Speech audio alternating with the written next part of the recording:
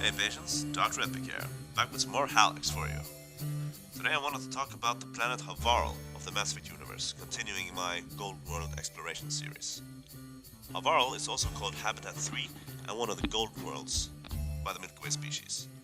Like Andromeda, the game itself, this planet is not for everyone. I like both, despite their faults.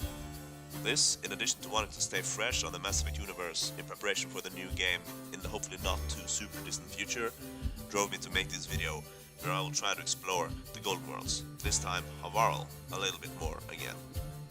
No further intro is necessary, spoilers of course will follow. First, thank you for clicking. Now, let's talk about Havarl.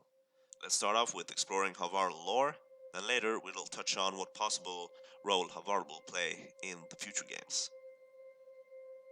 Havarl is actually a moon orbiting a gas giant as the second closest celestial body to the star system's star Faroang in the Helios cluster. Havarl offers a moist and a hot average temperature of 29 degrees Celsius or 84.2 degrees Fahrenheit, way too hot for a Scandinavian, probably chilly for a Spaniard. This might confirm the existence of siestas on Havarl, though further inquiry with the local population will be necessary to confirm this. Havarl is larger than Earth, with a radius roughly 1 kilometer larger or 0.6 miles larger. Havarl's orbital period is 2.9 Earth days, meaning that Leonardo DiCaprio would be dating a 2,391-year-old woman, aka just a bag of bones, and wait, what? Havarl orbits its star in 2.9 days? Okay guys, apparently the Honorable Mass Effect Wikipedias are in disagreement on this particular point of data, so I'll present an alternative fact, being that the orbital period of Havarl is 2.9 years instead of 2.9 days. You'll have to decide for yourself what sounds like a reasonable length of year for a moon and a star of this size. The important thing is, with this alternative set of facts, Leonardo DiCaprio would actually be dating a 6.5-year-old. And yeah, you'll decide what is worse and what is canon here. Anyways, Havarl is a world rich in organic life, boasting massive lush jungles and sprawling animal life. Observation of this made the planet immediately exciting for the Andromeda Initiative. Once the initiative arrived in Helios and visited Havarl closer, particularly two big surprises would greet them. For one, Havarl was already inhabited by the intelligent interstellar species known as the Angara. Not only that, Havarl was their homeworld apparently, referred to at least as their ancestral home by them. The Angara had suffered great cataclysms and find themselves in a dark age or collective amnesia of sorts, similar to the Earth-European societies in some regards after the fall of the Western Roman Empire. The Angara were currently in interstellar conflict with the aggressive Ket Empire. One of the more extreme Angara resistance forces, the Rokar, placed great value on Havarl and established many of their camps and bases on this world. Their extreme hateful attitudes towards all aliens, including Milky Way species, make this moon a dangerous place to find oneself on. Furthermore, not only the intelligent lifeforms of Havarl are dangerous, the ecosystems, both plants and animals, of Havarl were unusually hostile, maladaptive, mutacious, and appearing to be on the road to complete ecological disaster, most likely mass extinction. The lifeforms would replicate faster than anticipated for such ecosystems. They would contain and spread deadly toxins, and presumably I believe they themselves are also sick. Plants grow extremely rapidly, similar to the plant life of the planet Progea of the Daca system of the Nubian Expanse in the Milky Way galaxy. Soil on Havarl did not receive properly decomposed biomass, and pollination wasn't happening right, and one can assume that the soil was becoming salted and unusable. The dramatic state of Havarl's dying ecosystem was a great confusion to the Milky Way colonists.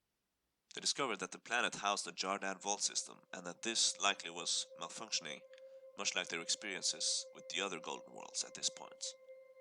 The catalyst for the malfunction is believed to be the Scourge events, out of the limited available data. Sure enough, upon resetting and reactivation of the Havarl vault, the ecosystem somehow began to change globally and headed towards a healthier evolutionary path and more symbiotic relationships. the more aggressive and toxic life forms started to die off instead of violently reproducing. Now, Havarl can more safely show off its incredible nature, like the flora of the Central Wilds, Rochelle's home, and a small, improvised Turian camp, or the beautiful caverns in Havarl's buried cave, as it is known. Havarl does not run short of breathtaking remnant vistas either, such as the immense remnant abyss,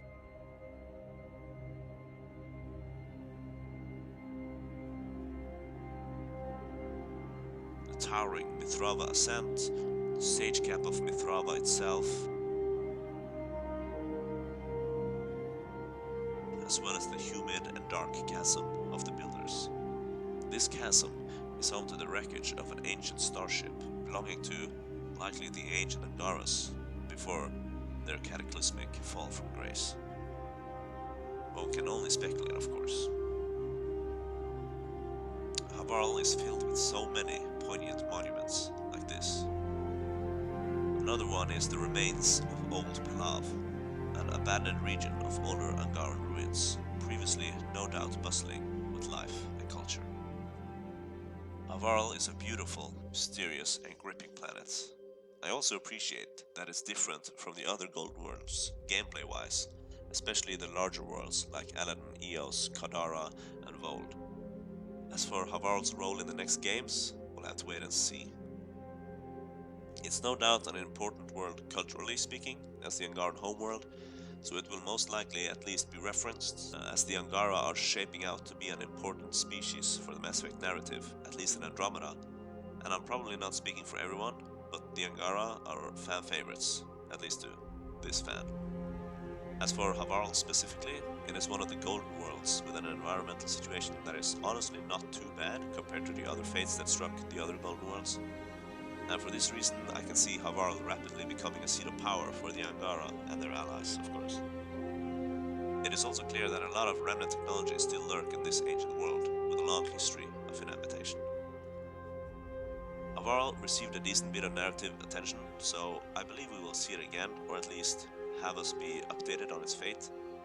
That is, unless the next game doesn't mention Andromeda at all. I, for one, am at least very excited to see it again, if we do.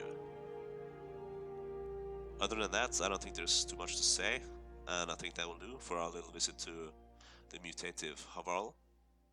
I want to thank you for watching. For now, this is Dr. Epic. I'll be signing out, and if you need some bug spray or whatever, just subscribe and I'll go buy some and share with you.